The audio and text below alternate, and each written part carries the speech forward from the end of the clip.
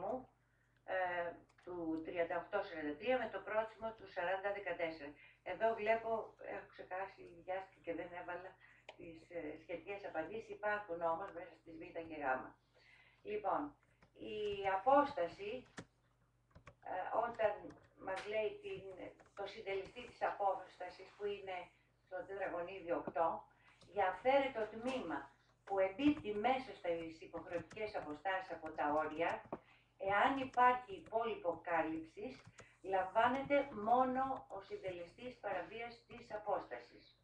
Διαφορετικά λαμβάνεται υπόψη και ο συντελεστής υπέρβασης της κάλυψης στο 7. Αν δηλαδή έχουμε υπόλοιπο επιτρεπόμενης κάλυψης, απορροφάται από το αυθαίρετο τμήμα που μπήκε μέσα στο δέλτα. Η απώλεια φακέλου. Σε περίπτωση που υπάρχει μόνο αντίγραφο του στελέχους της άδειας, λόγω απώλειας του φακέλου, τα επιπλέον αυθαίρετα δηλώνονται με νέα σχέδια αποτύπωσης. Είναι ακριβώς η ίδια διαδικασία που χρειάζεται και για την ανασύσταση του φακέλου. Εδώ βέβαια πρέπει επιπλέον να διευκρινίσει το Υπουργείο ότι, αν το καταλαβαίνω και εγώ καλά από την απάντηση που έχει δώσει, ότι δεν θα πληρωθεί πρόστιμο για το τμήμα που προκύπτει ότι έχει εκδοθεί άδεια. Ό,τι προκύπτει και αν μπορεί να προσδιοριστεί από τα στοιχεία που έχει στα χέρια του ιδιοκτήτης. Είναι ένα ιδιαίτερο ζήτημα, δεν είναι ολοκληρωμένη η απάντηση. Την επισημαίνω, αυτό το σημείο. Τα αυθαίρετα λοιπόν που δηλώθηκαν με το 1337 ή με τον 720 που έχουν ανασταλεί ή που έχουν εξαιρεθεί με τη Β ή με τη Γ φάση, εξαιρούνται από τον νόμο, δηλαδή δεν απαιτείται η υποβολή δήλωσης, εκτός αν έχουν γίνει μεταγενέστερες αυθαίρετες κατασκευές, οι οποίες βέβαια πρέπει να δηλωθούν. Αλλά οι δηλώσεις του 1337, όπως είπαμε, δεν θα χρησιμοποιηθούν σαν ύπαρξη άδειας για τον αντίστοιχο συντελεστή. Η δήλωση. Στην πρώτη δήλωση, όπως έχει οριστικοποιηθεί μετά την έκδοση της απόφασης, της κοινής υπουργικής απόφασης για την ηλεκτρονική υποβολή, λέει ότι υποβάλλεται ηλεκτρονικά μόνο η αίτηση στην πρώτη φάση. Έτσι δεν υποβάλλεται τίποτε άλλο. Βεβαίως υποβάλλεται από τον εξουσιοδοτημένο μηχανικό. Αυτό σημαίνει ότι ο μηχανικός πρέπει να έχει στα χέρια του την εξουσιοδότηση, με υπεύθυνη δήλωση του ιδιοκτήτη και το γνήσιο της υπογραφής. Το θεωρώ πάρα πολύ βασικό να την έχετε στα χέρια σας από την αρχή. Και στη Β δήλωση υποβάλλονται όλα τα άλλα απαιτούμενα δικαιολογητικά, μεταξύ των οποίων είναι και η υπεύθυνη δήλωση του ιδιοκτήτη με τα στοιχεία που αναφέρει στην παράγραφο 2β. Σκαναρισμένα. Σκαναρισμένα.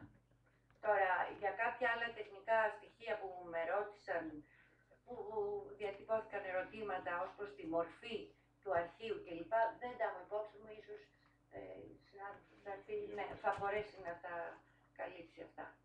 Λοιπόν, άλλωστε η διαδικασία της Β δήλωσης, της δεύτερης δήλωσης, δεν έχει ακόμα βγει. Θα βγει, φαντάζομαι, κάποια απόφαση και γι' αυτό. Η διαμόρφωση του περιβάλλοντος χώρου. Η μη ολοκλήρωση της διαμόρφωσης του περιβάλλοντος χώρου, σύμφωνα με τα προβλεπόμενα στην οικοδομική άδεια, είναι παράβαση της κατηγορίας 13. Τώρα, εδώ έχει υποθεί ότι η κατηγορία 13 υπολογίζεται με αναλυτική τιμολόγηση, έτσι, όχι με ατοέ. Οι διαρρυθμίσεις εσωτερικές, η αλλαγή διαρρύθμισης, μας αναφέρει η απάντηση Β29, ότι η αλλαγή διαρρύθμισης δεν αναφέρεται στη βεβαίωση του μηχανικού. Δηλαδή ο μηχανικός, όταν θα πάει να κάνει βεβαίωση και μεταβίβαση, δεν χρειάζεται να ελέγξει τη μεταβίβαση. Και έτσι... Ορίστε. Δεν χρειάζεται να ελέγξει τη διαρρύθμιση. Ναι, τη διαρρύθμιση, είπα κάτι άλλο. Τη διαρρύθμιση για τη βεβαίωση μεταβίβασης. Αυτό εννοούσα. Λοιπόν, Η αλλαγή διαρρύθμισης λοιπόν δεν χρειάζεται να αναφερθεί στη βεβαίωση του μηχανικού και έτσι δεν είναι υποχρεωτικό να υπαρθούν στις δηλώσεις του 4014 οι περιπτώσεις αυτές. Βέβαια, το γεγονός ότι δεν ελέγχονται για τη χορήγηση βεβαιώσεων δεν σημαίνει κιόλας ότι είναι και νόμιμες οι διαρρυθμίσεις όταν είναι εκτεταμένες. Με βάση το άρθρο 22 παράγραφος 3 του ΓΟΚ. Αυτό είναι στην επιλογή του ιδιοκτήτη και του μηχανικού του, αν θέλει να είναι απόλυτα σωστός, προκειμένου να αντιμετωπιστεί οποιαδήποτε εξέλιξη σε αυτές τις απαντήσεις ή σε αυτές τις οδηγίες που έχουμε αυτή τη στιγμή. Το δώμα με κλεισμένο χώρο, δίπλα στην απόλυξη, είναι υπέρβαση ύψους και υπέρβαση ύψους και συντελεστή δόμησης, διότι ο χώρος αυτός πλέον θεωρείται τμήμα ορόφου. Η απόλυξη είναι ένας χώρος ο οποίος επιτρέπεται από το άρθρο 16 υπεράνω του μεγίστου ύψους του κτηρίου και εκεί που δεν υπάρχει όροφος. Από τη στιγμή που υπάρχει όροφος, ακόμα και η απόλυξη του κλιμακοστασίου δεν είναι χώρος που δεν μετράει στο συντελεστή, έτσι. Άρα και η απόλυξη του κλιμακοστασίου και ο χώρος που είναι κατ' επέκταση του κλιμακοστασίου παραβιάζουν το ύψος και το συντελεστή δόμησης. Ενδεχομένως βέβαια να μην παραβιάζουν το επιτρεπόμενο ύψος της περιοχής. Το παραβιάζουν στην περίπτωση που έχει εξαντληθεί ο συντελεστής δόμησης με τους υπόλοιπους ορόφους. Η επιφάνεια μέχρι 20 τετραγωνικά. Διευκρινίστηκε ήδη ότι αφορά μόνο σε υπέρβαση δόμησης. Εδώ νομίζω πάλι υπάρχει ένα κενό. Μιλάει μόνο για συντελεστή και όχι για κάλυψη. Είτε ενός χώρου, είτε του αθροίσματος περισσότερων αυθαίρετων κατασκευών μιας αυτοτελούς ιδιοκτησίας, εφόσον δεν υπάρχει άλλη αυθαιρεσία. Είναι σε οικοδομήσιμο τμήμα του οικοπαίδου και δεν ξεπερνά το 20% της δόμησης και το 10% του επιτρεπόμενου ύψους σύμφωνα με το άρθρο 24. Το ζήτημα είναι ότι αν τα τετραγωνικά αυτά έχουν και υπέρβαση κάλυψης, τότε θα έχουν και συντελεστή κάλυψης. Ορίστε. Νομίζω από τη διάταξη του άρθρου 24, όπως το λέει, δεν περιορίζεται μόνο σε συντελεστή, λέει και για κάλυψη. Απλά λέει να είναι μέσα σε οικοδομήσιμο χώρο του οικοπαίδου. Θα μπορούσε να είναι δηλαδή και μια ισόγεια επέκταση. Αυτή είναι η γνώμη μου, συμπληρωματικά στην απάντηση που έχει δοθεί. Ξέρετε, οι απαντήσεις του Υπουργείου δυστυχώς βασίζονται σε ερωτήματα. Τα ερωτήματα λοιπόν έχουν συγκεκριμένα χαρακτηριστικά που δεν αποτυπώνουν το πλήρες θέμα. Και δυστυχώς και οι απαντήσεις πολλές φορές δεν είναι ολοκληρωμένες. Ποιος τα απαντάει? Το Υπουργείο. Δεν ξέρω.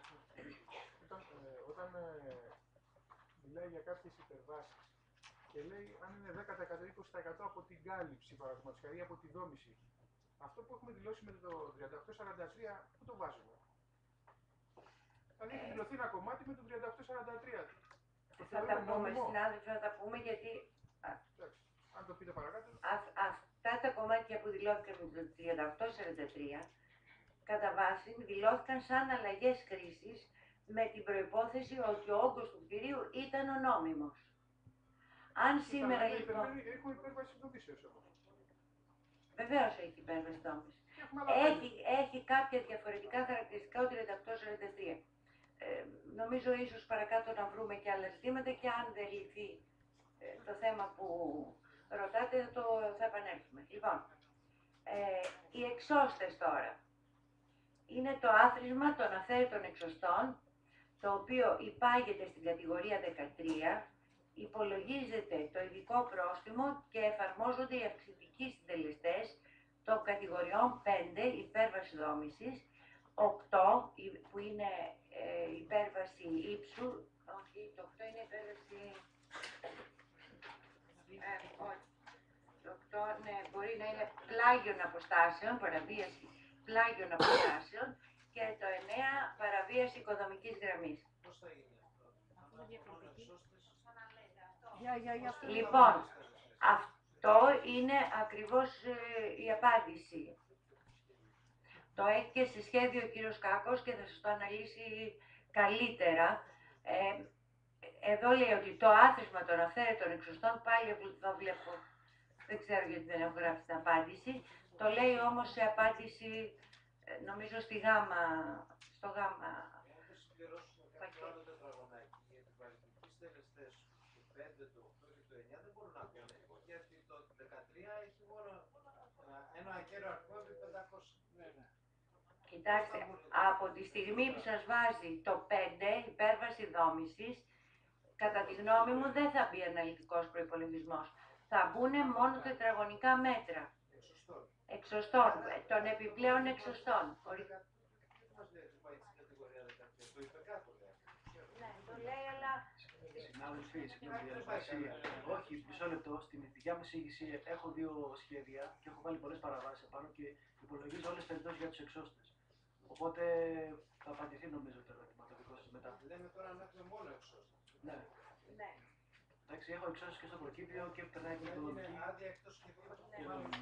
Κύριε, ποιος δεν έχει άδεια καθόλου πάνω από το έξω. Εγώ να παρακαλέσω να προχωρήσει λίγο η εισήγηση, κύριε Λεπέση. Και εφόσον υπάρχουν Ωραία. Πάντως, πράγματι εδώ υπάρχει και για μένα αυτή τη στιγμή το ερωτηματικό,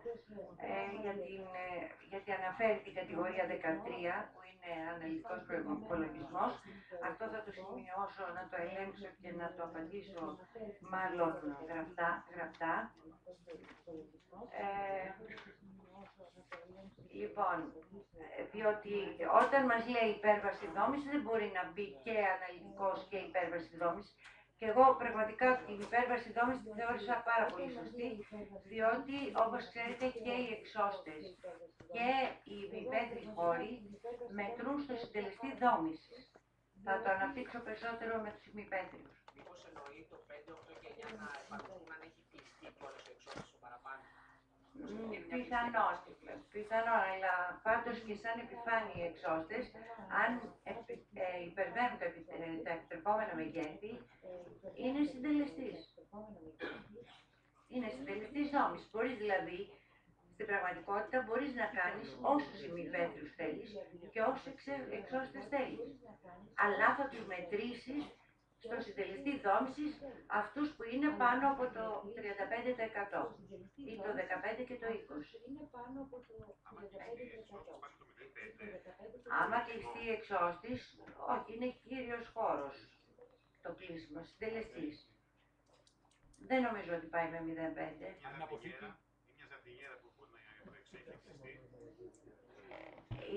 Είναι επέκταση κύριου χώρου. Λοιπόν, νομίζω θα τα προσδιορίσουμε σιγά σιγά όλα. Θα δείτε, ξετυλίγεται λίγο το κουβάρι. Προφανώς υπάρχουν κάποια σημεία που ακόμη θέλουν περαιτέρω διευκρίνηση. Θα επανέλθουμε σε αυτά. Λοιπόν, τι χρήση έχει ο εξώστης? Βοηθητικός. Ναι, βλέπετε η απάντηση πιθανόν δεν είναι πλήρης. Και δεν έχω σημειώσει και ποια απάντηση είναι. Θα το ψάξω. Λοιπόν, τα επιτρεπόμενα μεγέθη τώρα. Τα επιτρεπόμενα μεγέθη που αναφέρονται στο φύλλο καταγραφής της αυθαίρετης κατασκευής για τον υπολογισμό των συντελεστών του προστίμου αφορούν στα μέγιστα επιτρεπόμενα μεγέθη που ισχύουν στην περιοχή του ακινήτου ή σε εκείνα που ίσχυαν κατά τον χρόνο ανέγκρισης της αυθαίρετης κατασκευής αν είναι ευνοϊκότερα. Είναι η απάντηση στη γάμα ομάδα απαντήσεων, οι 2. Εδώ, συνάδελφοι, δυστυχώς αυτό εμπλέκει λίγο τα πράγματα, παρόλο που μπορεί να είναι πιο ευνοϊκό και ίσως είναι και δίκαιο για κάποιες περιπτώσεις, αλλά θα πρέπει να ξέρετε όλες τις πολεοδομικές διατάξεις του τελευταίου αιώνα, από το 1923 μέχρι σήμερα. στην ουσία, για να δείτε ποιες ήταν οι διατάξεις του χρόνου κατασκευής, αν ήταν ευνοϊκότερες.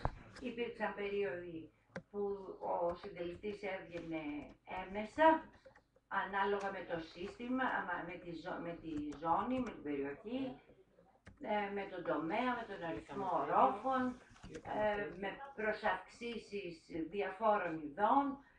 Υπήρχε περίοδος που ίσχυε μια αναλογία του συντελεστή για τις περιπτώσεις των συνειδιόκτητων. Υπάρχουν λοιπόν πάρα πολλά ζητήματα.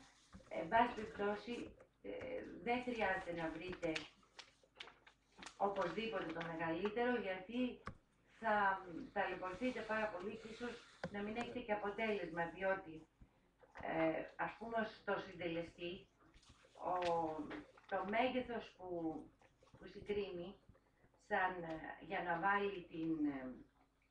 βάλει τον αυξητικό συντελεστή είναι μικρότερο από 50% και μεγαλύτερο από 50%. Είναι πολύ μεγάλο το ποσοστό. Άρα στο ύψος ίσως είναι διαφορετικά. Εκεί ίσως το ύψος μπορείτε να το βρείτε πιο εύκολα όμως. Αλλά τους συντελεστές, τους παλιούς, μπορεί να δυσκολευτείτε πάρα πολύ. Αν δείτε λοιπόν ότι ούτως ή άλλως υπάρχει μια υπέρβαση που είναι μέσα στο 50%, εντάξει, δεν χρειάζεται να ψάξετε να βρείτε και την τελευταία σταγόνα, ας πούμε, να γλιτώσει 5 ευρώ ο άλλος, δεν είναι εκεί το ζήτημα. Όχι ότι δεν θα ενδιαφερθείτε, αλλά για τα βασικά θέματα. Συγγνώμη για μην το μπερδέψουμε με αυτό που είπαμε προηγουμένως, την εξάντληση του συντελεστή δόμησης από κάτω ορόφους όταν έχουμε δώμα. Η περίπτωση αυτή μας αναφέρει πάντα το μέγιστο επιτρεπόμενο. Δεν πάμε στο μέγιστο ύψος στην εξάντληση δηλαδή. Σωστό. Άρα για μένα πρέπει πάντα να εξετάσουμε το μέγιστο επιτρεπόμενο. Με αυτό που είπατε Λοιπόν, τώρα. ακούστε, Και όχι αν έχει εξαντληθεί από κάτω. και για μένα, επειδή αυτό λένε οι διατάξεις, ότι το μέγιστο επιτρεπόμενο ύψος είναι αυτό στο οποίο εξαντλείται ο συντελεστής δόμησης ενός κτηρίου. Βέβαια, εδώ η απάντηση λέει το μέγιστο επιτρεπόμενο ύψος της περιοχής. Έτσι. Είναι το μέγιστο επιτρεπόμενο ύψος της περιοχής, το ξεκαθαρίζει. Που είναι επιτρεπόμενα, λέει, που αναφέρονται, είναι στα που ισχύουν στην περιοχή. Έτσι, επομένως, εντάξει, εκεί θα σταθούμε. Σωστά. Όχι, είναι καθαρά το ύψος. Το όγκος δεν έχει μπει μέσα καθόλου σαν κριτήριο. Λοιπόν, οι ζώνες οικιστικού ελέγχου. Η απάντηση λέει ότι αυθαίρετα που βρίσκονται σε ζώνες οικιστικού ελέγχου επιτρέπεται να δηλωθούν αφού δεν περιλαμβάνονται στις ζώνες του άρθρου 23 παράγραφος 3, εκτός εάν οι διατάξεις του Προεδρικού Διατάγματος της ζώνης οικιστικού ελέγχου περιλαμβάνουν και καθορίζουν ζώνες ή περιοχές που εμπίπτουν στις ζώνες του άρθρου 23 παράγραφος 3 του νόμου 4014. Για παράδειγμα, η ζώνη Β1 του Προεδρικού Διατάγματος της Λαβρεωτικής του 1998 είναι ζώνη απολύτου προστασίας αρχαιολογικών χώρων και απαγορεύεται πλήρως η δόμηση. Κατά συνέπεια, εφόσον αυτή η περιοχή έχει καθοριστεί έτσι από μία ζώνη οικιστικού ελέγχου, είναι η περίπτωση που αναφέρει η απάντηση. Ίσως όμως για τη συγκεκριμένη ΖΟΕ, που έχει πολλές ιδιαιτερότητες, κατά τη γνώμη μου θα έπρεπε να διερευνηθούν και άλλα ζητήματα, όπως σε κάποιες άλλες περιοχές της ζώνης οικιστικού ελέγχου, όπου απαγορεύτηκε η κατοικία και εκτός αυτού απαγορεύτηκε και η αποπεράτωση νόμιμων κτηρίων, με κάποιους χρονικούς περιορισμούς. Δόθηκε και ήταν δηλαδή μια τετραετία από το 1998 μέχρι το 2002, δόθηκε και μια παράταση για 18 μήνες και υποτίθεται ότι εκεί έληξαν όλες αυτές οι άδειες, αν ήταν και νόμιμες και νομίμως είχαν αναθεωρηθεί, αν είχαν τις προϋποθέσεις της αναθεώρησης. Αυτό δεν θίγεται καθόλου στην απάντηση, αλλά κατά την ταπεινή μου γνώμη πρέπει να ελεγχθεί. Αν μέσα στη ζωή υπάρχει τμήμα που είναι υψηλής παραγωγικότητας. Έχουν χτιστεί σπίτια εκεί. Το αν είναι υψηλής παραγωγικότητας δεν το εξαιρεί το άρθρο 23, παράγραφος 3 και κατά συνέπεια είναι μέσα στις περιπτώσεις που μπορεί να δηλωθεί.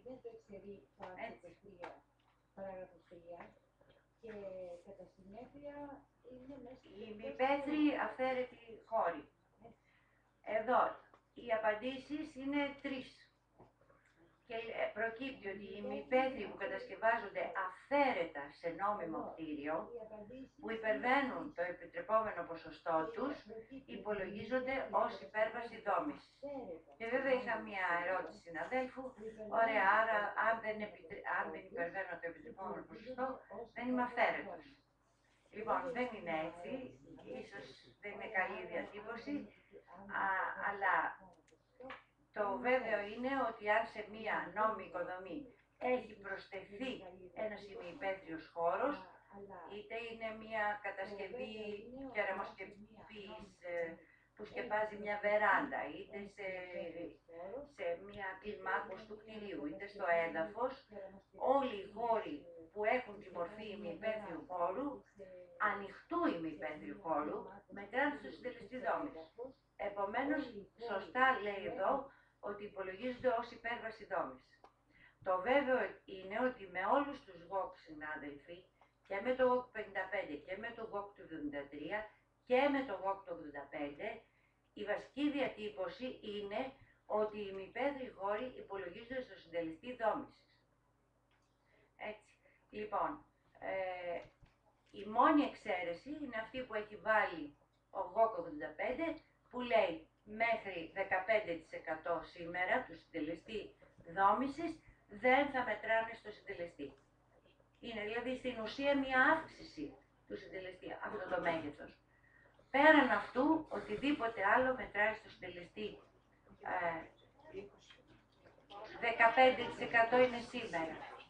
Σήμερα είναι 15%. Ναι. Ναι. Σωστό. Υπήρξε περίοδος που ήταν 40% και δεν φτιάχναν καθόλου μπαλκόνια, φτιάχναν μόνο ημιπέθριους. Λοιπόν, εδώ μιλάτε αν είχε φτιαχτεί σε εκείνη την περίοδο. Πρέπει να ελεγχθούν και οι εξώστες μαζί, σωστά. Νομίζω πάντως ότι θα πρέπει λίγο να σταθούμε σε αυτό και όταν έχουμε μια συγκεκριμένη περίπτωση μπροστά μας, μπορούμε να βρούμε τις απαντήσεις. Διότι τώρα τα ερωτήματα εδώ πάνω μπορούν να μπουν δεκάδες. Νομίζω θα την έχετε την απάντηση μόνος σας, γιατί βλέπω ότι το αντιλαμβάνεστε το θέμα. Λοιπόν, προφανώς εδώ η απάντηση αναφέρεται στη συγκεκριμένη ερώτηση πάλι. Και είναι σωστό βέβαια ότι θα υπολογιστούν σαν υπέρβαση δόμησης με το συντελεστή 5, διότι αυτό προκύπτει και από το άρθρο 7 παράγραφος Α1 και Α2 του ΓΟΚ 85, που λέει τι μετράει στο συντελεστή.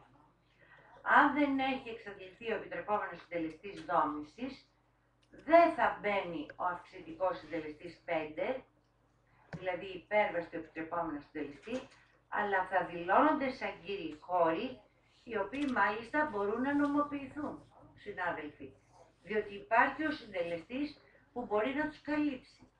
Συμφωνούμε? Νομίζω βλέπω πολλούς συναδέλφους. Ποιος συντελεστής? Μαζί με τον ημιπέθριο, μαζί με το 20%. Δηλαδή, προηγουμένως είπατε ότι οι ημιπέθροι είναι συντελεστής δόμησης του 20%. Άρα το ερώτημα είναι εδώ. Όχι, είπα ότι επί της ουσίας αυξάνουν, αλλά με τη συγκεκριμένη μορφή το συντελεστή δόμησης. Δηλαδή, όσοι δηλώσανε το προηγούμενο νόμο τους ημιπεθρίους, οφείλουν τώρα να δηλώσουν. Συνάδελφε, τους έχω αμέσως μετά. Τους θεωρώ άλλη κατηγορία ημιπέθριων αυτούς. Για να ξέρουμε να ξεχωρίζουμε, να μην μπερδευόμαστε. Γιατί και εγώ έχω μπερδευτεί πάρα πολλές στιγμές, διότι είπαμε πρέπει να πατήσουμε και στα θέματα όπως τα προσδιορίζει το Υπουργείο για τη συγκεκριμένη διαδικασία. Λοιπόν, έχουμε μία κατηγορία τους ημιυπέθριους που είναι αυθαίρετοι κατ' επέκταση ενός κτηρίου. Είτε στη βεράντα του, είτε στον ακάλυπτο χώρο. Ανοιχτή ημιυπαίθριοι χώροι.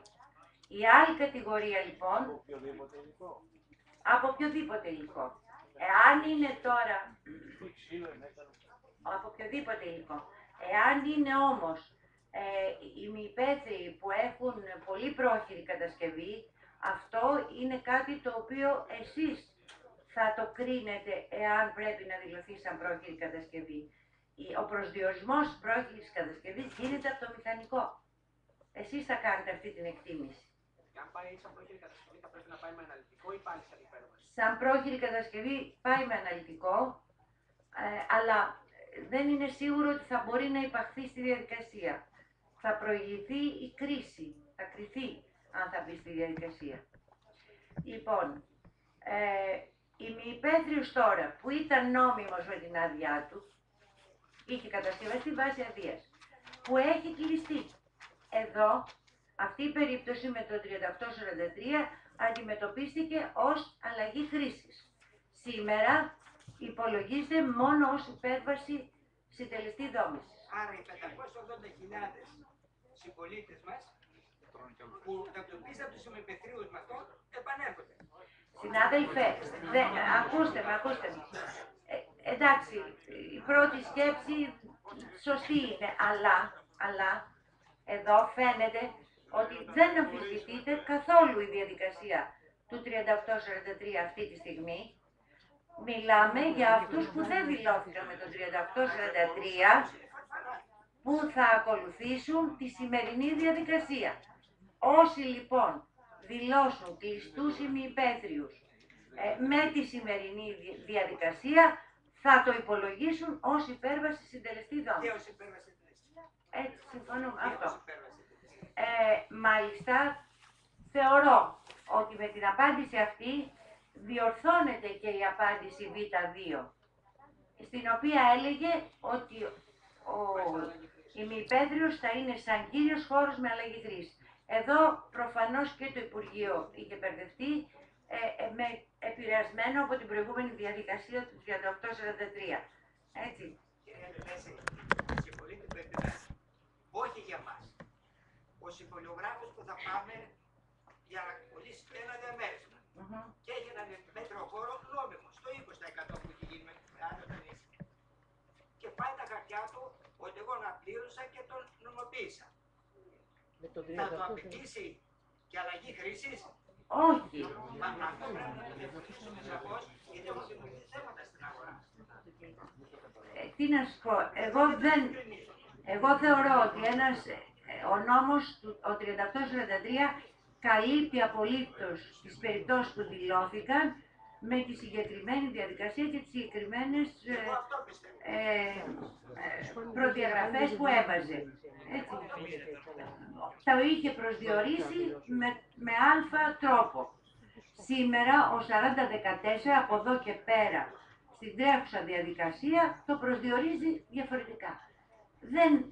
Δεν θα μπούμε στην έρευνα αυτή. Αν είναι με 3843, καλώς δηλώθηκε. Αν είναι με την καινούργια διάταξη, μία είναι η αφαιρεσία. Είναι η υπέρβαση του συντελεστή δόμηση. Γιατί? Αλλαγή χρήσης. Όχι, συνάδελφε, όχι, αυτό διευκρινίζω. Ότι δεν θα έχει δύο πρόστιμα. Είναι μόνο η υπέρβαση του συντελεστή δόμηση.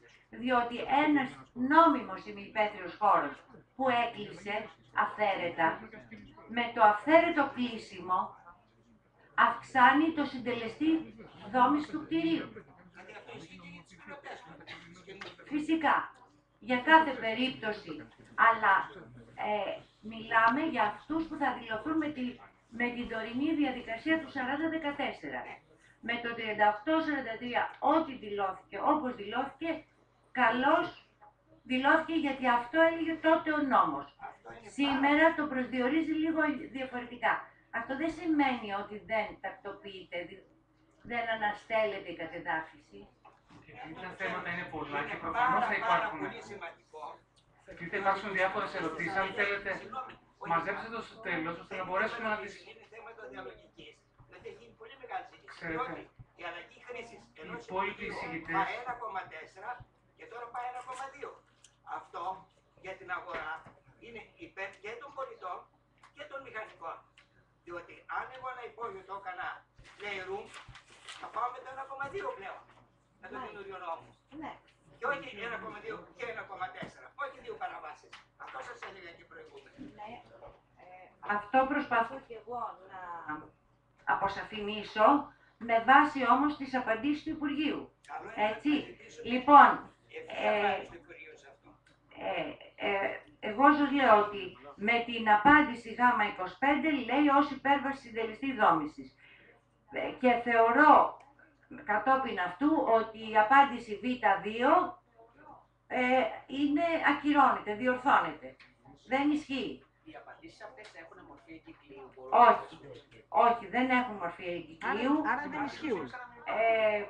Αν υπάρχουν. Δεν είναι ακριβώς αν μην υπάρχουν. Διότι ουσιαστικά έχουν επεξεργαστεί, έχει γίνει μια επεξεργασία στο Υπουργείο για να δοθούν αυτές οι απαντήσεις. Κοιτάξτε, αν κάτι που δίνει οδηγία στην πραγματικότητα, το οποίο δεν είναι σύμφωνο με τον νόμο και εγκύκλειος να είναι, δεν κατοκυρώνει κανένα.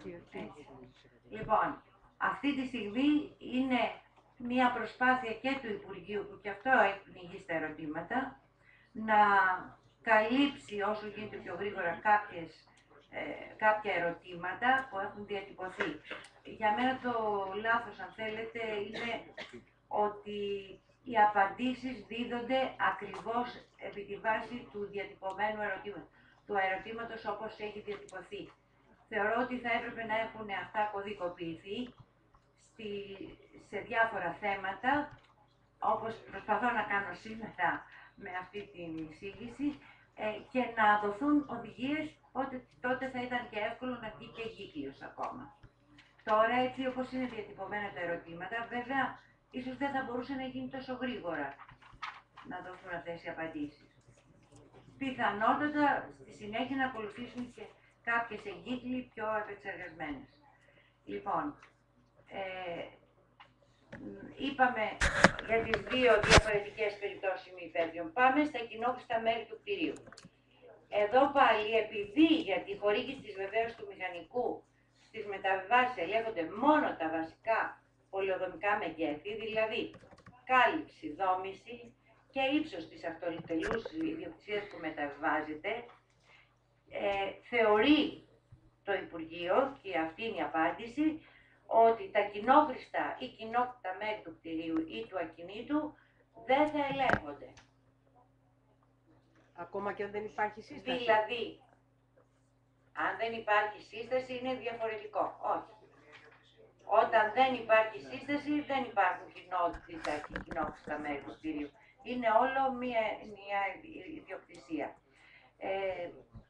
Από ό,τι ξέρω,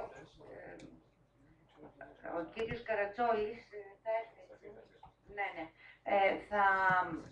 Θα δώσει απαντήσεις ή θα σας ενημερώσει για τα θέματα του ποιος δηλώνει τι σε σχέση με τα ιδιοκτησιακά. Γι' αυτό δεν έχω μπει καθόλου εγώ αυτή τη στιγμή σε αυτά τα θέματα. Λοιπόν, τα κοινόχρηστα, απλώς το λέω εδώ σε σχέση με την απάντηση που έχει δώσει το Υπουργείο. Φαίνεται ότι εκεί πάντως προσδιορίζεται το όλο θέμα. Αυτό δεν σημαίνει ότι αν θέλει ένας ιδιοκτήτης να είναι καθόλου ανώμος δεν μπορεί να δηλώσει και τα κοινόχρηστα, μπορεί να το κάνει. Έτσι, είναι διαφορετικό. Το θέμα είναι αν εμείς όταν θα δώσουμε τη βεβαίωση θα εξετάσουμε τα κοινόχρηστα μέρη. Φαίνεται ότι αυτό δεν θα ισχύει. Διότι αλλιώς θα υπήρχαν πάρα πολύ μεγάλα προβλήματα μεταξύ των συνιδιοκτητών. Αν ένα διαμέρισμα έχει επεκταθεί στο διάδρομο των κοινόχρηστων. Ναι. Το να έχει επεκταθεί στο κοινόχρηστο διάδρομο σαφώς είναι παράβαση. Διότι είναι μείωση των κοινόχρηστων χώρων. Και βεβαίως και ναι, είναι σαφής παράβαση. Νομιμοποιείται. Άμα έχει πάει στη μέση. Ναι, νομίζω παραβιάσει τη ότι μέση. αυτό δεν θα μπορούσε να δοθεί βεβαίωση, Πάνε στα δικαστήρια. διότι δεν εξετάζεις το μέρος του κοινόχρηστου, εξετάζεις ότι το διαμέρισμα είναι μεγαλύτερο από την άδεια. Και αν έχει γίνει σε όλους τους ορόφους αυτό. Σε αυτή την περίπτωση είναι όλοι οι όροφοι αυτές.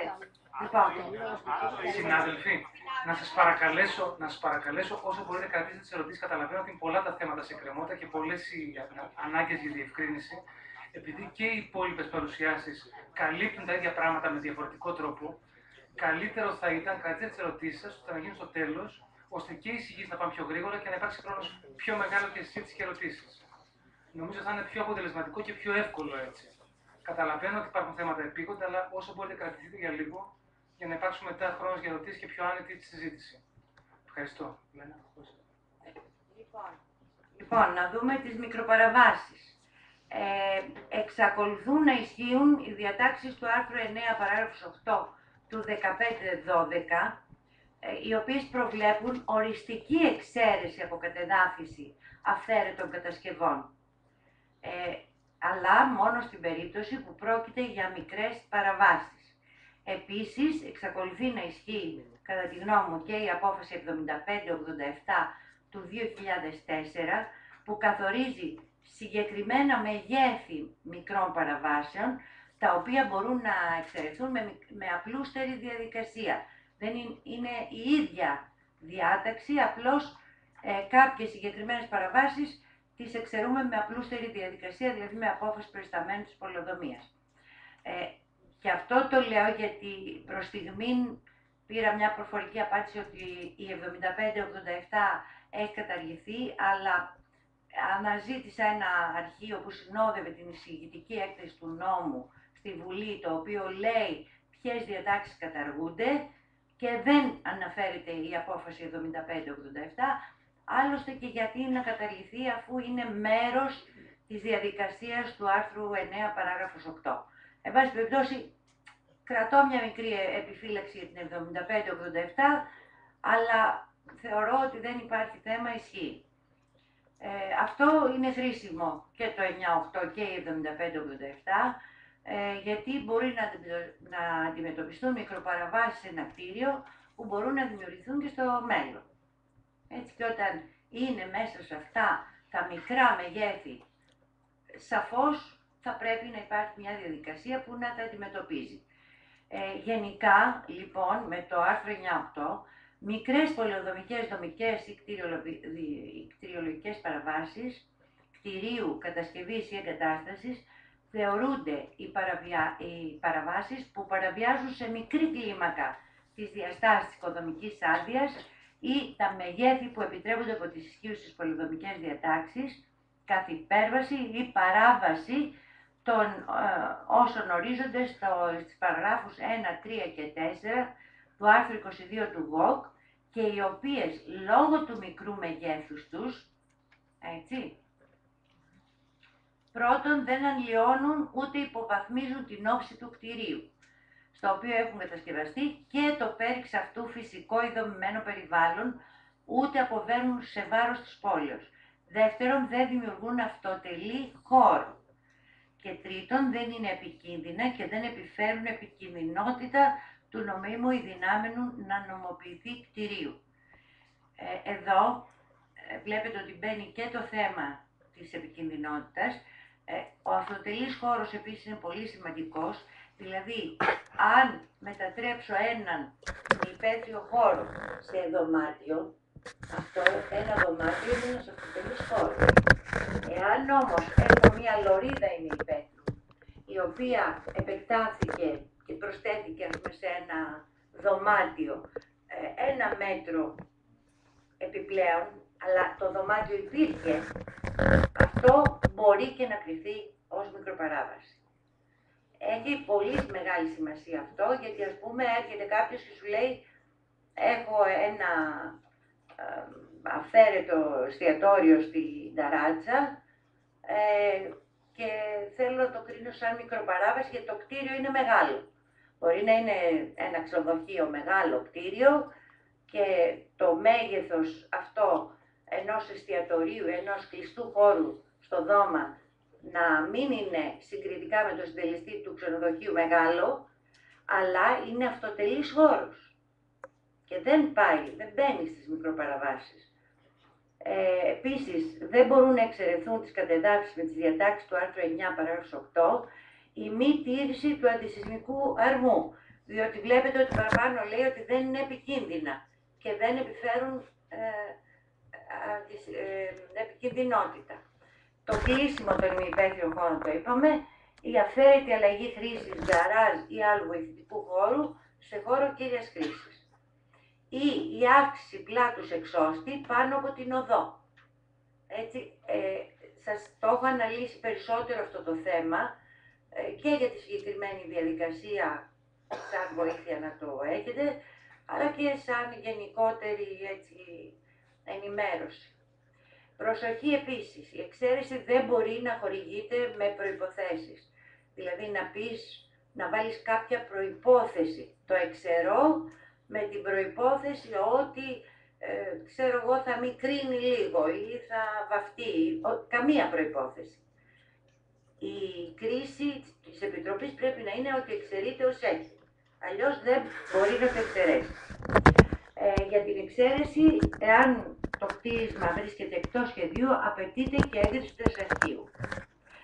Όταν έχει εξαντληθεί η επιτρεπόμενη κάλυψη ή δόμηση, η εξαίρεση μικροπαραβάσεων δεν θίγει τα δικαιώματα συνειδιοκτησίας.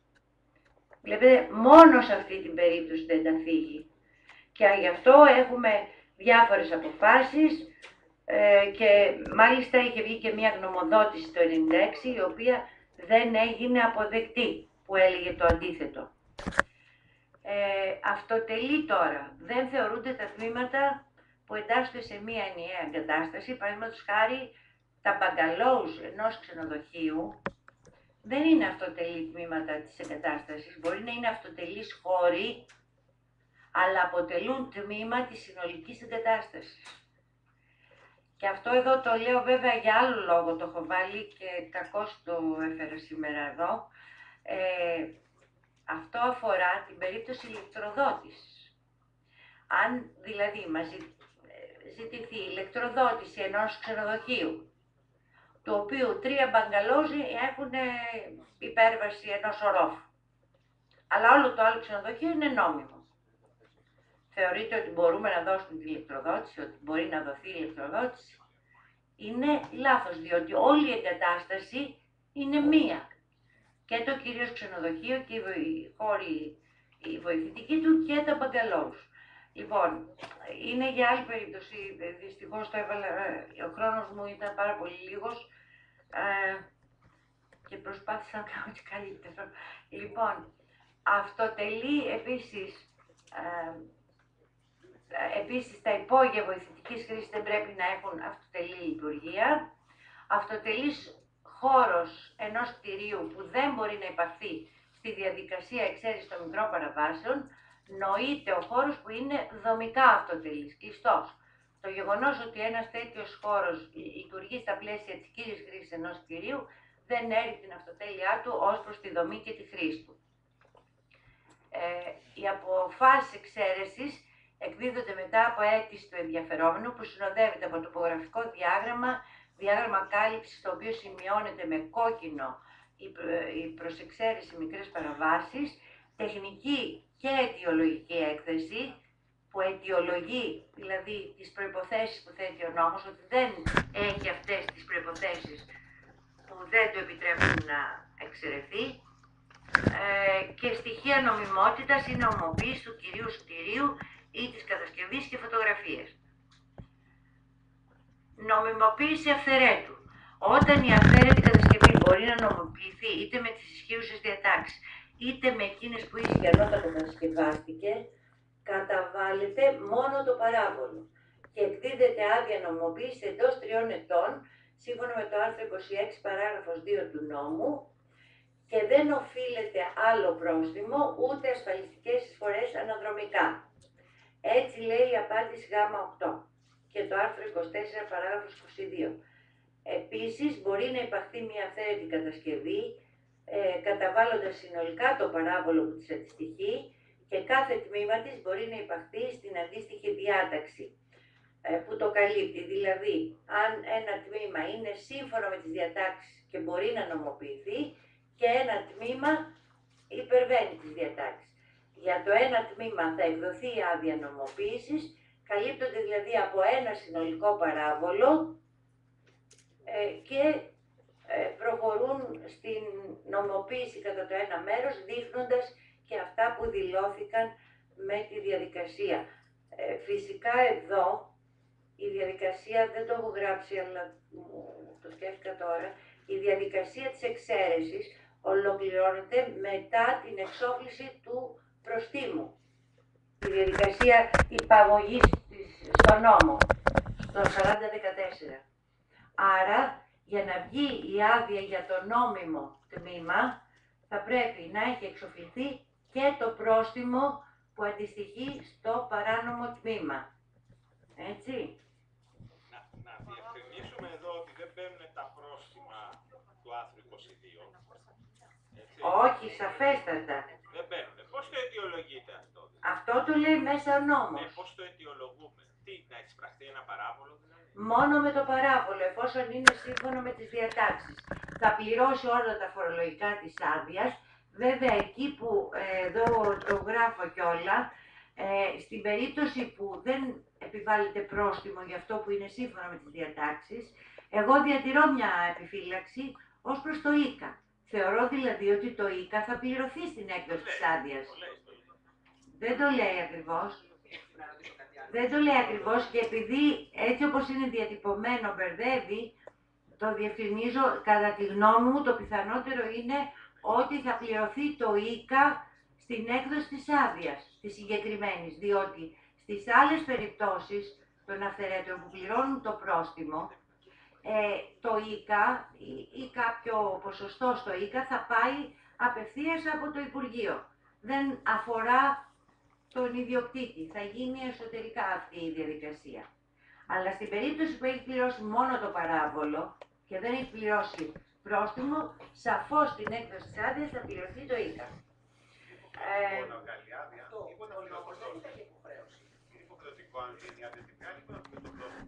Όχι, μπορεί να πληρώσει το πρόστιμο και να μην βγάλει την άδεια.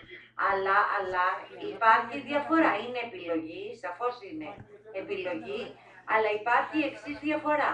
Με την έκδοση της άδειας, συνάδελφοι, το τμήμα αυτό που είναι σύμφωνα με τις διατάξεις καθίσταται νόμιμο. Ενώ αυτό που δηλώνεται βρίσκεται σε αναστολή για 30 χρόνια. Έτσι, μπορεί σε κάποιες περιπτώσεις πράγματι να υπάρχουν ζητήματα που σας οδηγούν σε αυτή τη λύση, να μην βγάλετε την άδεια. Αλλά γενικά, κατά κανόνα, όπου μπορεί να βγει άδεια νομοποίηση, θα πρέπει να την προχωρήσετε. Λοιπόν, τέθηκε ακόμη και ένα ερώτημα, αν ισχύει το άρθρο 885, μ' ακούτε συνάδελφοι, μου τέθηκε ένα ερώτημα, αν ισχύει το άρθρο 8, παράγραφος 8.5 του νόμου 1512. Στην πραγματικότητα αυτό έχει τροποποιήσει το άρθρο 16, παράγραφος 5 του νόμου 1337 του 83. Τι λέει λοιπόν αυτή η διάταξη? Αυτή η διάταξη λέει ότι κτίρια που είναι εντός σχεδίου, πότε όμως? Το 85. Κτίρια που ήταν λοιπόν εντός σχεδίου το 85 που εκδόθηκε η διάταξη, εφόσον είναι σύμφωνα με τις διατάξεις, μπορούν να νομοποιηθούν με έκδοση οικοδομικής άδειας, αφού πρώτα πάρουν εξαίρεση, απόφαση εξαίρεσης και πληρώσουν το πρόστιμο που έχει να κάνει με την ειδική εισφορά, διπλάσιο, πενταπλάσιο, ας μην πούμε σε αυτό. Και μπαίνει λοιπόν το θέμα ότι αφού είναι νόμιμο σύμφωνα με τις διατάξεις της περιοχής, γιατί να πληρώσω παράβολο ή πρόστιμο σήμερα και να μην κάνω 15-12. Λοιπόν, κατά τη γνώμη μου, με το άρθρο 32 του 4014 αναφέρεται ότι οι καταργούμενες διατάξεις καταργείται κάθε γενική ή ειδική διάταξη που που αντίκειται στις διατάξεις του παρόντος νόμου ή που ρυθμίζει διαφορετικά τα θέματα που ρυθμίζονται από το νόμο 4014.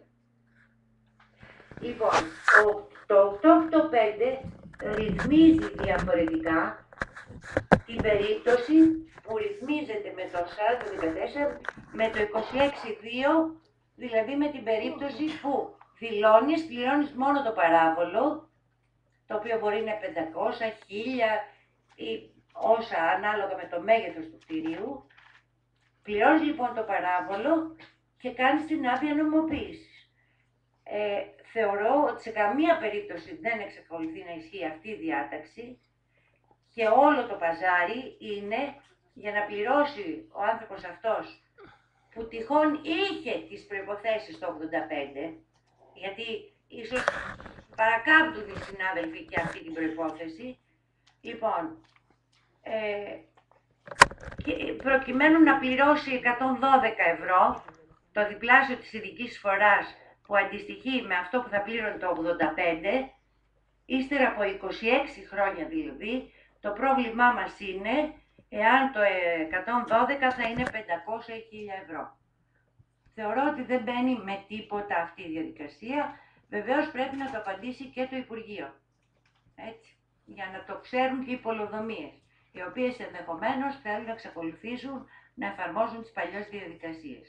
Ας πούμε για τα κτίρια του δημοσίου υπάρχουν κάπου 10-15 διατάξεις που έχουν προσθεθεί παράγραφοι στο 15-12 για κάθε κατηγορία κτηρίων του δημοσίου, άλλο για το Δήμον, άλλο για το γεωργικό συνεταιρισμό, άλλο για τα νοσοκομεία, άλλο για το ένα για το άλλο.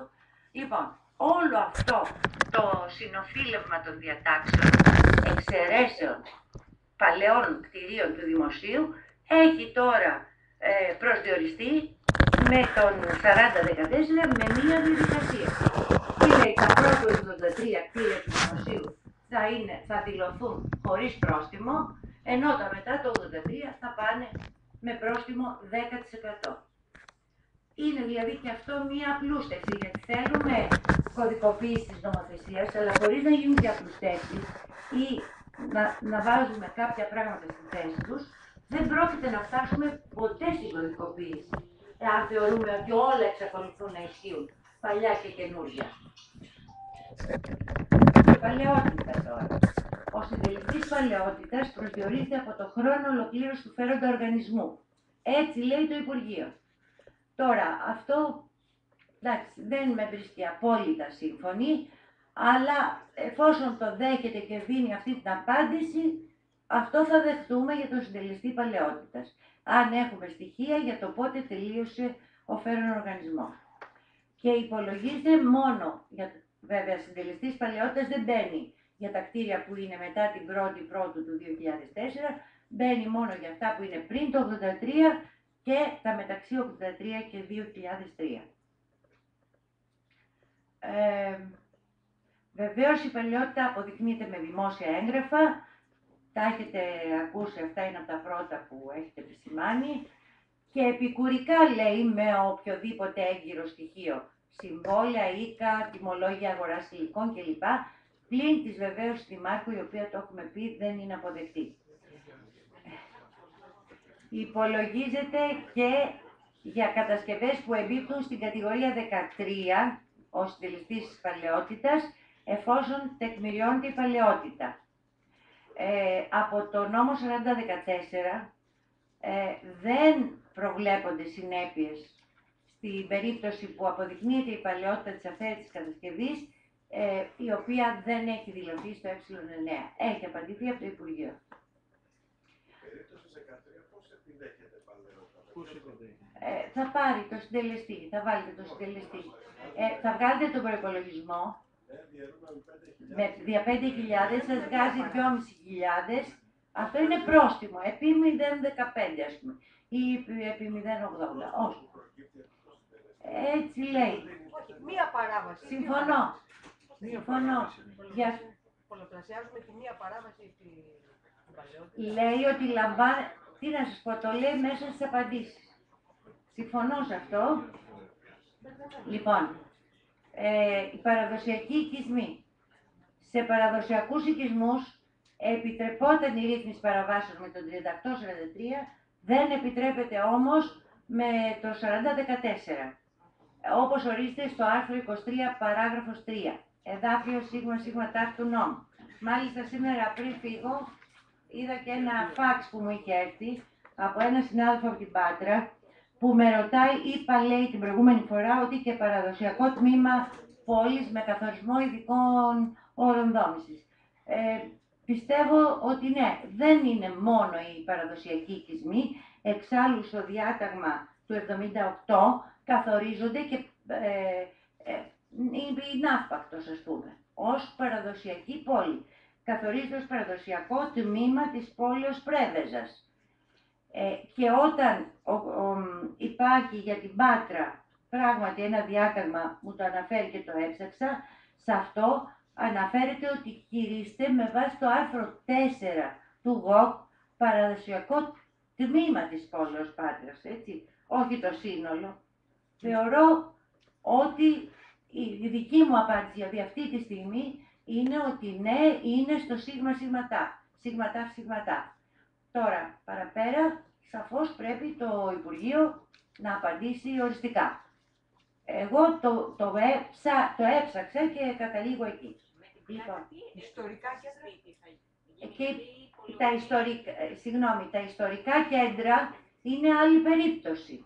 Άλλο είναι τα παραδοσιακά κέντρα πόλεων που έχουν κηρυχθεί είτε με το άρθρο 4 του ΓΟΚ και δεν ξέρω τι. Λοιπόν, για την πλάκα, σαφώς είναι παραδοσιακό τμήμα πόλεως.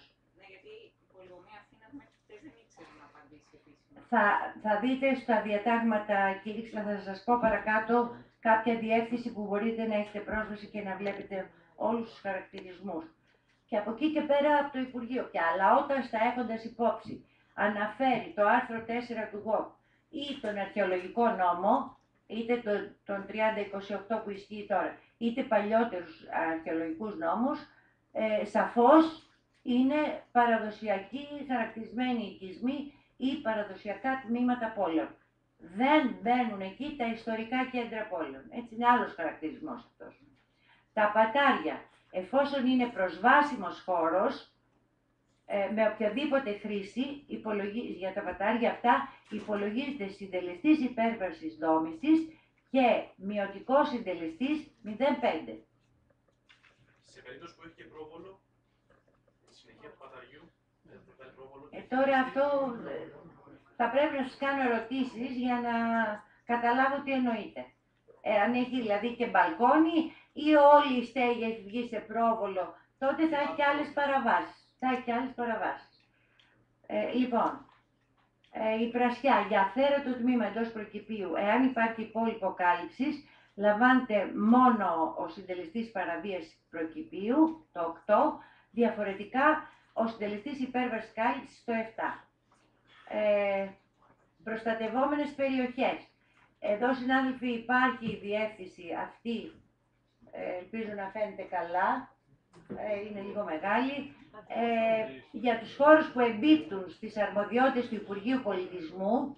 Μπορείτε να αναζητάτε από την ιστοσελίδα αυτή βάζοντας το όνομα της περιοχής. Ας πούμε, θέλω να δω στην Αίγινα. Αν ξέρετε καλά την περιοχή για την οποία ψάχνετε, θα βρείτε αν υπάρχει κάποιος χαρακτηρισμός που να σας εμποδίζει. Listed monuments, culture.gr, search declarations PHP. Θα είναι αναρτημένα, ναι, φυσικά. Λοιπόν, δεν το ξέρω αυτό. Αύριο, ναι. Ναι, αλλά τα κείμενα, και αυτό το κείμενο είναι ήδη αναρτημένο. Πολύ ωραία. Λοιπόν, οι σοφίτες, εφόσον οι σοφίτες είναι προσβάσιμος χώρος, με οποιαδήποτε χρήση υπολογίζεται συντελεστής υπέρβασης δόμησης και 0,5 μειωτικός συντελεστής. Στέγη χωρίς επισκέψιμο χώρο. Εμπίπτει στην κατηγορία 13 με αναλυτικό προϋπολογισμό και στην υπέρβαση ύψους, ενδεχομένως. Έτσι, μάλλον. Λοιπόν, τιμή ζώνης. Αναζητείται η τιμή ζώνης που ίσχυε στις 21 Ενάτου του 2011 από τις εφορίες ή από την ηλεκτρονική διεύθυνση gsis.gr, αντικειμενικές αξίες 2007, περιφέρειες κλπ. Εδώ, συνάδελφοι, έχει δημιουργηθεί κάποιο θέμα, όπως φαίνεται, διότι κάποιοι προσπαθούν να βάλουν όχι την τιμή ζώνης, αλλά την τιμή κίνησης για τον υπολογισμό των αντικειμενικών αξιών, δεν ξέρω τι. Τέλος πάντων, δεν τα ξέρω καλά τα φορολογικά, δεν θέλω να το αναλύσουμε. Η τιμή ζώνης για μένα είναι μία και οι συνάδελφοι που προσπαθούν να βάλουν αντί 1.000 ευρώ, 300 ευρώ σε μια δήλωση, κάνουν τεράστιο λάθος. Και αυτό ήδη έχει γίνει στις δηλώσεις 3843 και δεν ξέρω σε περίπτωση ελέγχου αν θα ελεγχθεί και αυτό το ζήτημα και θα κρυφθούν άκυρες. Δεν το ξέρω. Η τιμή ζώνης, όταν το υποβάλλεται, δεν υπάρχει αυτόματος έλεγχος από ό,τι ξέρω. Λοιπόν, συνάδελφοι, να τελειώσω εγώ και θα κάνετε τις ερωτήσεις σας. Τελειώνω άλλωστε. Κοιτάξτε, είπαμε, παρόλο που θα μπορούσαμε να συζητήσουμε και για το δίκαιο και το άδικο, εδώ, γιατί υπάρχουν πολλές οπτικές γωνίες για το δίκαιο και το άδικο, συνάδελφοι. Έτσι δεν είναι? Λοιπόν, εδώ όμως δεν ψάχνουμε το δίκαιο και το άδικο, ψάχνουμε τι ισχύει, τι πρέπει να κάνουμε εμείς σαν μηχανικοί, προκειμένου και του πελάτη μας η δήλωση, η διαδικασία να είναι σωστή και να μην ακυρωθεί και εμείς να μην εκτεθούμε. Λοιπόν, η υπέρβαση δόμησης σε συνιδιόκτητα οικόπεδα. Εκείνο που προκύπτει από όλες τις απαντήσεις, συνάδελφοι, είναι ότι αν ένας συνιδιοκτήτης δεν έχει κτήσει και εφόσον από τη δήλωση αφαιρέτου του άλλου φύγεται ο συντελεστής ή η κάλυψη που δικαιούται αυτός που δεν έχει κτήσει, δεν υπάρχει σχετική ρύθμιση από τον 4014, επομένως θα χάσει το συντελεστή του αυτός που δεν έχει κτήσει και φυσικά αυτό είναι μια αστική διαφορά που επιλύεται από τα δικαστήρια. Με το 3843 υπήρχαν άλλες ρυθμίσεις πάνω σε αυτό το θέμα. Βλέπετε ότι επειδή είναι πολύ πρόσφατη η διαδικασία του 3843, πρέπει να διαχωρίζουμε τι ίσχυε τότε με το 3843 πέρυσι και τι ισχύει τώρα με το 4014. Υπέρβαση ύψους το έχουμε πει, υπέρβαση κάλυψης ουσιαστικά το έχουμε πει, υπόγειος χώρος που έχει ρυθμιστεί για αλλαγή χρήσης με το 3843 και βρίσκεται πάνω από 1,5 από τη στάθμη του εδάφους. Δεδομένου λοιπόν εδώ ότι στη ρύθμιση του 3843 υπάρχονται αλλαγές χρήσης που έχουν γίνει σε χώρο εντός του νομίμου όγκου κτηρίου, αυτό είναι η απάντηση που έχει δώσει το Υπουργείο, έτσι. Εδώ καταλήγει ότι πρόκειται για παράβαση της κατηγορίας 13 ή το ξεμπάζωμα δηλαδή. Επομένως, ενδεχομένως εγώ λέω ότι θα έπρεπε να υπολογιστεί επιπλέον και η παράβαση του ύψους. Αλλά με το συγκεκριμένο ερώτημα η απάντηση βγήκε έτσι. Το β υπόγειο που είναι αυθαίρετο σε νόμιμο κατά τα άλλα κτίρια και το οποίο είναι αποθήκη, βοηθητικός χώρος, αλλά είναι δεύτερο υπόγειο, βυθισμένο στο έδαφος. Θα υπολογιστεί με το μειωτικό συντελεστή εφόσον είναι υπόγειος βοηθητικός χώρος και αν δεν εμπίπτει στην παράγραφο 1ββ του άρθρου 7 του, μάλιστα η απάντηση του Υπουργείου λέει και αν εμπίπτει. Το σωστό είναι αν δεν εμπίπτει, υπολογίζεται ο αντίστοιχος συντελεστής ή αν εμπίπτει. Αν δεν εμπίπτει, διότι το 1ββ του ΓΟΚ λέει ότι δεν μετράει στο συντελεστή δόμησης ένας υπόγειος όροφος. Επομένως, ο δεύτερος που δεν είναι χώρος στάθμευσης κλπ.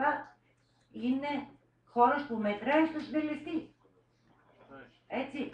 Άρα θα μπει αλλά με μειωτικό συντελεστή αφού είναι βοηθητικός χώρος. Λοιπόν, η εισήγησή μου τελείωσε και ευχαριστούμε πολύ κύριε Λεμπέση, ήταν πληρέστατη εισήγηση και από τις εισηγήσεις προφανώς δημιουργούν ερωτήσεις και είναι πολύ καλό που υπάρχουν ερωτήσεις. Θεωρώ ότι σε μεγάλο βαθμό θα προκύψουν απαντήσεις στη διάρκεια των παρουσιάσεων.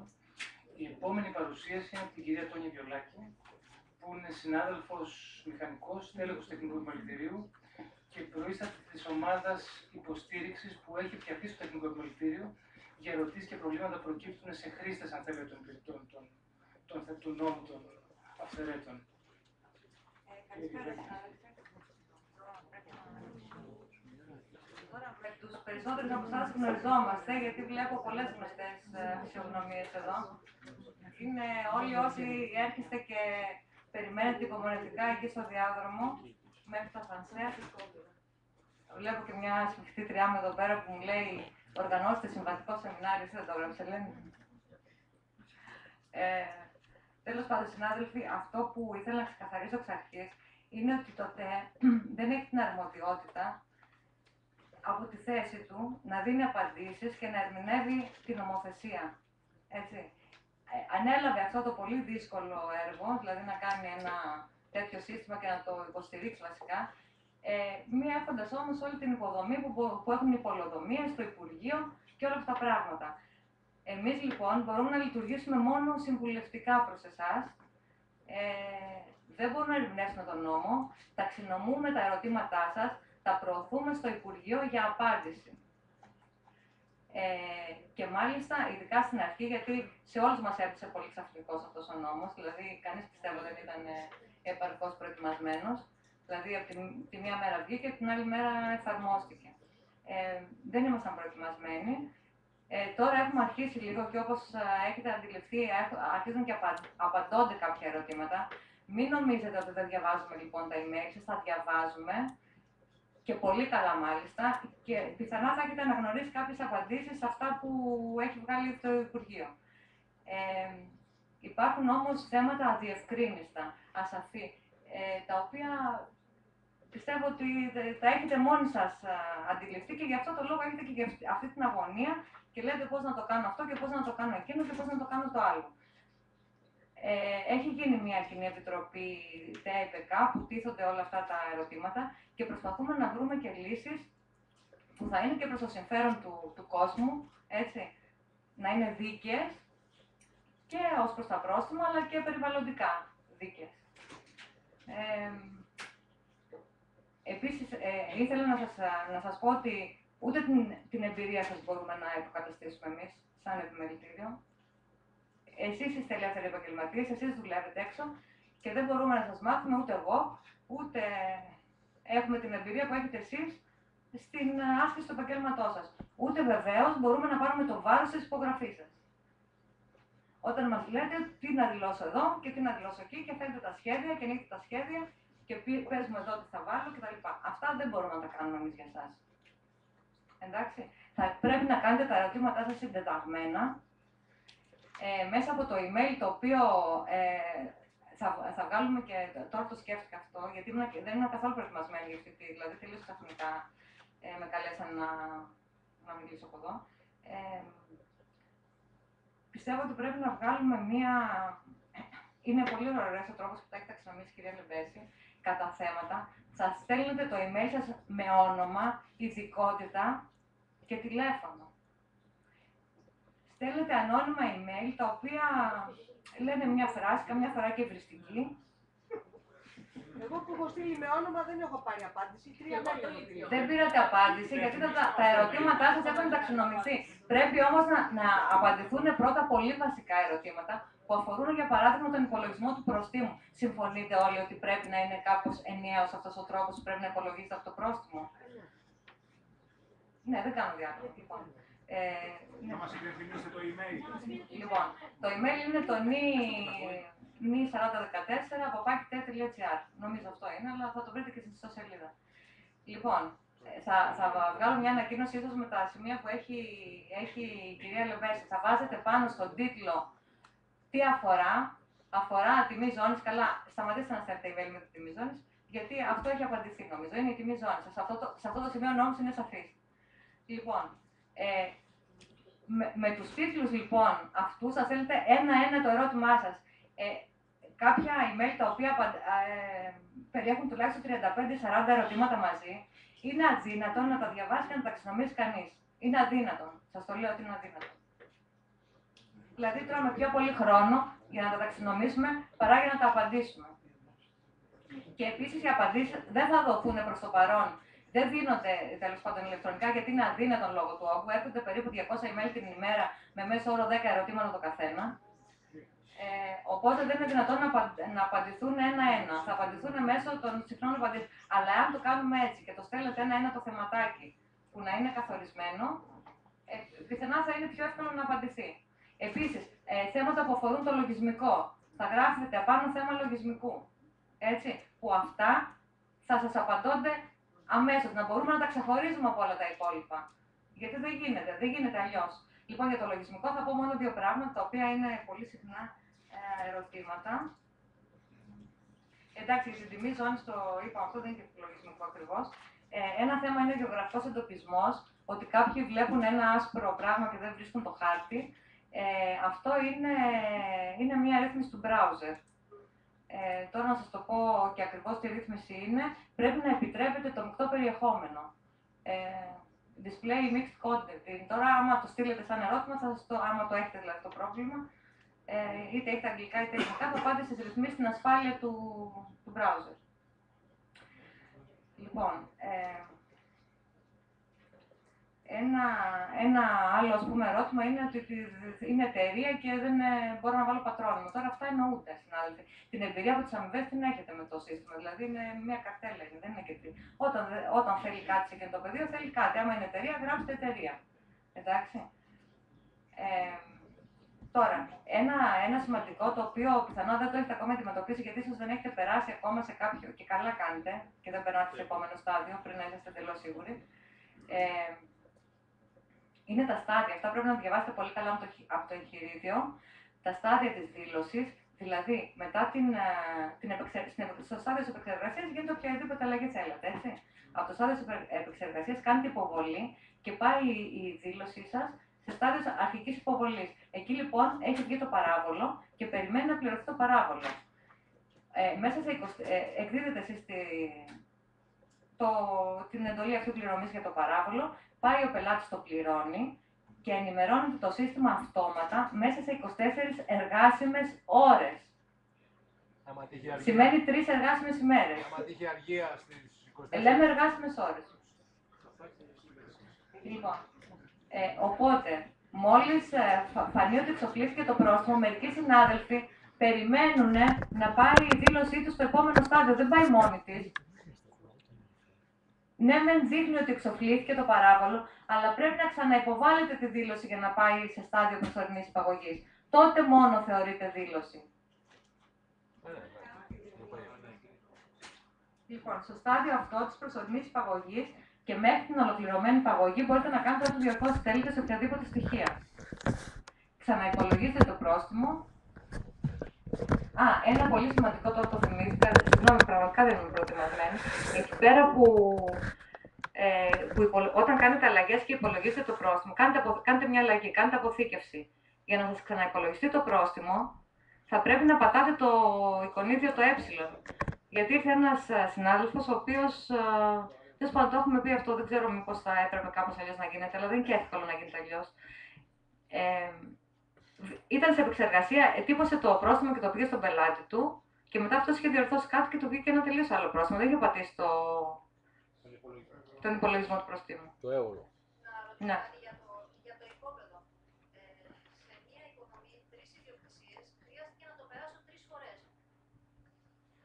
Εννοείται το γεωγραφικό εντοπισμό. Ακριβώς, το οποίο σημαίνει ότι έχω 3 διαφορετικά υπόπεδα. Γιατί με τον εντοπισμό που κάνει το πρόγραμμα δεν έχεις ακρίβεια. Ακρίβεια δεν έχεις, ούτε σας ζητείτε ακρίβεια. Η ακρίβεια θα είναι με το τοπογραφικό σας. Στην ίδια υποδομή δεν θα μπορούσε Πώς? Στην ίδια υποδομή δεν θα μπορούσε κάποια στοιχεία να αποθηκεύονται για επόμενη δήλωση. Δεν το κατάλαβα αυτό που είπατε. Κάνω το γεωγραφικό Ναι. για το διαμέρισμα του πρώτου όρου. Ναι. Και πάω να κάνω την ίδια διαδικασία. Μα πώς θα το... Τι να κάνετε κόπη στην προηγούμενη σας τέτοια. Εντάξει, δεν υφίσταται αυτό, όχι. Δεν υφίσταται. Κάθε δήλωση, κάθε αυτοτελής ιδιοκτησία είναι ξεχωριστή. Λοιπόν, και για τον μια που αναφέρεται για τον γεωγραφικό εντοπισμό, για την ακρίβεια, κάποιος λοιπόν που προσπαθεί με πάρα πολλά σημεία να πετύχει όσο το δυνατόν μεγαλύτερη ακρίβεια, πιθανόν θα έχει πρόβλημα, γιατί το πεδίο αυτό το συγκεκριμένο δέχεται μέχρι 1000 τόσους χαρακτήρες. Δηλαδή, όταν γράφει όλα αυτά τα γραμματάκια που λέει τις συντεταγμένες, Όταν υπερβούν ένα όριο, σου βγάζει ένα μήνυμα ότι δεν δέχεται πάνω από αυτό, έτσι. Οπότε αυτό σημαίνει ότι έχετε υπερβάλει στη λεπτομέρειά σας, που δεν χρειάζεται σε αυτό το σημείο. Η λεπτομέρεια χρειάζεται σε άλλα πράγματα. Λοιπόν, εγώ νομίζω αυτά είχα να πω. Θα πω και κάτι, κυρία Λεβέση, για την αλλαγή χρήση, την οποία είδα και εσείς δυσκολευτήκατε να δικαιολογήσετε κάποιες θέσεις και όρους. Υπάρχει ένα θέμα με την αλλαγή χρήσης, το οποίο σας το λέω τώρα σαν πρόταση που υπάρχει στο πλαίσιο της Επιτροπής, της Επιτροπής ΤΕΚΑ, η οποία επεξεργάζεται κάποια θέματα, για την αλλαγή χρήσης, η οποία έχει μπερδέψει πάρα πολύ όλο τον κόσμο και μας έχει μπερδέψει στην αρχή, διότι υπήρχε αυτή, όταν λέγαμε παλιότερα αλλαγή χρήσης, εννοούσαμε αλλαγή χρήσης από μία χρήση κατοικία, ας πούμε, σε μία άλλη χρήση κατάστημα ή αλλαγή χρήσης από ξενοδοχείο σε κατοικία. Λοιπόν, δεν νοείται αλλαγή χρήσης ενός ημιυπαίθριου ή ενός υπόγειου όταν ο ημιυπαίθριος και το υπόγειο παραμένουν κατοικίες. Αυτό είναι και άδικο και έχει δημιουργήσει όλη αυτή την παρανόηση που έχει δημιουργήσει λόγω του 38-43. Και στα υπόγεια, συνάδελφοι. Υπάρχει παράδειγμα, το ξέρω.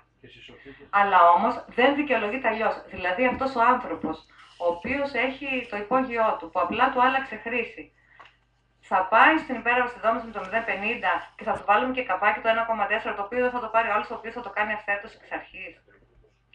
Άρα, ο νομοθέτης, τέλος πάντων, γιατί εμείς αυτό δυσκολευτήκαμε στην αρχή να καταλάβουμε, λίγο το πνεύμα αυτού του νόμου. Για να είναι δίκαιο, όπως σας είπα και πριν, και περιβαλλοντικά και ως προς τα πρόστιμα. Ακριβώς. Μόνο τότε έχει έννοια της αλλαγής χρήσης. Και να σας πω και νομίζω εγώ προσωπικά τι σκοπό είχε ο νομοθέτης να το βάλει την αλλαγή χρήσης για τις περιπτώσεις της κραυγαλαίας της υπέρβασης δόμησης για ξενοδοχεία εκτός σχεδίου που γίνανε 600-800 μέτρα, δεν ξέρω πώς επιτρέπεται στα εκτός σχεδίου, και μετά πήγαν και τα κάνανε σπίτια, τα οποία επιτρέπονται 200 τετραγωνικά. Εκεί να του βάλεις και όλο και πει 1,4 και υπέρβαση δόμησης. Στον άλλον που έκανε το υπόγειό του, πώς το λένε, playroom, εντάξει, θα του βάλεις υπέρβαση δόμησης γιατί είναι κύριος χώρος, αλλά όχι και αλλαγή χρήσης. Γιατί είναι αλλαγή χρήσης? Γιατί παραμένει κατοικία αυτό. Θετικός χώρος γίνεται κύριος. Θετικός. Ναι, δεν το βάζουμε σαν υπέρβαση δόμησης λοιπόν. Άρα, γιατί να έχει το 1,4. Να πω κάτι. Είναι σωστό αυτό έτσι όπως το έχετε εντοπίσει, δηλαδή ότι παίρνει δύο αυξητικούς συντελεστές ενώ ένα που είναι εξ ολοκλήρου αυθαίρετο. Δεν έχω κάνει κάποιο παράδειγμα δηλαδή να δω το διαφορά. Ναι. Αλλά το άλλο που είναι χωρίς άδεια παίρνει δύο συντελεστή. Ενώ ότι έχει άδεια, απλά έχει κάνει ένα υπόγειο χωρίς άδεια. Πολύ συνηθισμένο. Βγάζουν μια άδεια για 2 ορόφους και κάνουν και ένα τρίτο όροφο υπόγειο. Εγώ σας λέω με τις προδιαγραφές του υπογείου, 1,5 μέτρο πάνω από το έδαφος. Αυτός πόσο θα πάρει? Υπέρβαση δόμηση 0,50, δεν θα πάρει το 1,4. Πού είναι κύριος χώρος?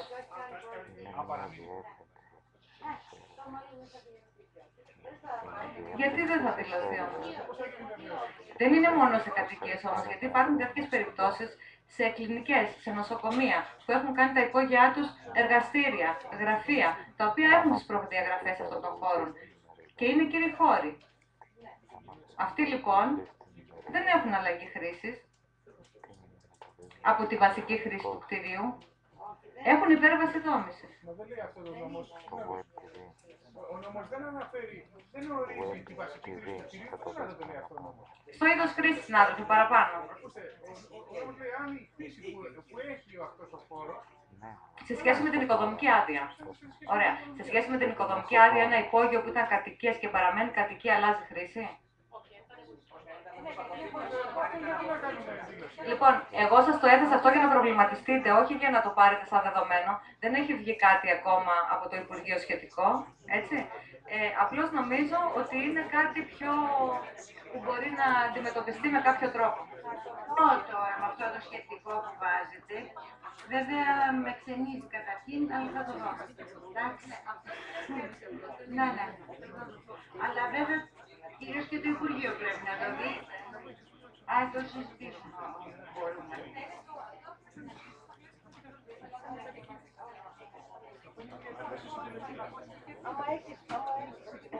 Ευχαριστούμε πολύ την κυρία Κυρλάκη.